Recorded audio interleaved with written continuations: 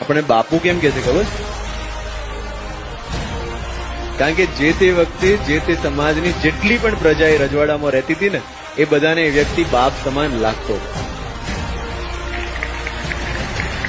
અને મેં તેનું લાઈવ એક્ઝામ્પલ જોયું છે. જ્યારે મેં મહારાજા કૃષ્ણકુમાર સિંહજીનું ટાઉન પ્લાનિંગ થી લઈને એમની રાજ્ય ચલાવવાની પદ્ધતિને બધું જોયું ત્યારે મને સમજાયું.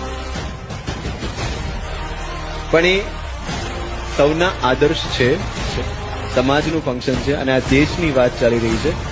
ત્યારે માત્ર એટલું જ કહું છું મિત્રો, એક વસ્તુ આપણા બધા માટે ગૌરવ લેવાની વાત એ કે આ ભારત વર્ષમાં જેટલા ધર્મો સ્થપાયા છે, એ ધર્મના જે આદ્ય સ્થાપકો છે ને, બધા ક્ષત્રિયો રહ્યા છે.